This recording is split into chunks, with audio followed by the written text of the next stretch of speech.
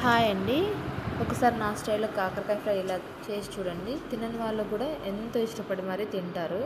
నేను ఇక్కడ అరకిలో కాకరకాయలు తీసుకున్నాను అండి. వీటిని వాష్ చేసుకొని ఇలా పైన చెక్కు అనేసి తీసుకున్నాను. మొత్తం తీసేయకూడదండి. అక్కడక్కడ కాస్త లైట్‌గా చెక్కు పెట్టాలి. చూడండి. ఇలా చెక్కు తీసుకున్న కాకరకాయలను ఇలా రౌండ్ షేప్‌లో అన్నీ కట్ చేసుకోవాలండి. అన్నీ ఒకటే మందంతోటి కట్ చేసుకోవాలి. ఒకటి మందం ఎక్కువ, ఒకటి పల్చగా కట్ చేసుకుంటే వేగవు సరిగా. పెనం పెట్టుకొని పెనంలోకి పల్లి ఆయిల్ పోసుకోవాలండి. ఈ కాకరకాయ ఫ్రైకి పల్లి ఆయిల్ కాస్త ఎక్కువే పడుతుందండి. చూడండి, పల్లి ఆయిల్ వేగిన తర్వాత ముందుగా కట్ చేసి పెట్టుకున్న ఈ కాకరకాయ ముక్కలను అందులో వేసి బాగా వేపుకోవాలి. ప్రాసెస్ సింపులే అయినా కూడా కలుపుతూ ఉండాలండి కంటిన్యూస్గా. లేదంటే ఒక ముక్క వేగుతుంది, ఒక ముక్క వేగదు. అన్నీ కలుపుతూ ఉంటే అన్నీ ఈవెన్గా వేగుతూ వస్తాయి. చూడండి, ఇలా కలుపుతూ ఉండాలండి. చాలామంది కాకరకాయని తినరండి. ఒక్కసారి ఇలా చేసి చూడండి. తినని వాళ్ళు కూడా మళ్ళీ మళ్ళీ తింటారు. దీనికి మసాలా కూడా చాలా సింపుల్ మసాలా అండి. చూడండి, ఇలా కంటిన్యూస్గా కలుపుతూనే ఉండాలి. 5 మినిట్స్ తర్వాత లైట్గా మగ్గిపోయి ఉంటుంది. చూడండి, ఆయిల్ మొత్తం పీల్చేసుకుంది కదా అనేసి గాబరా పడాల్సిన పనేం లేదండి.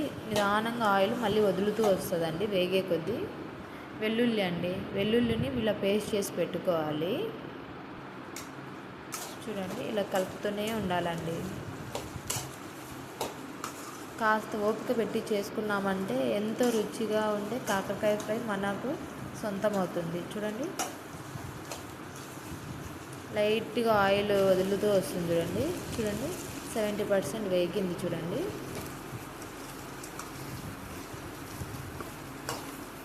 ఆయిల్ అంతా ఇలా చూడండి అలా వదులుతూ వస్తుంది.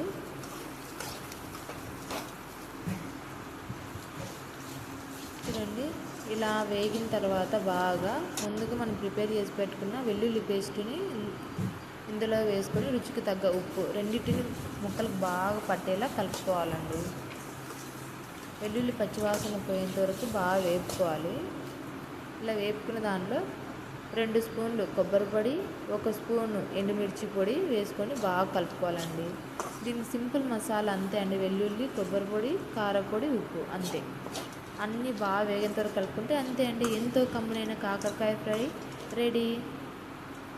మీకు కనుక ఈ నా వంట నచ్చితే subscribe my channel. Thank you for watching.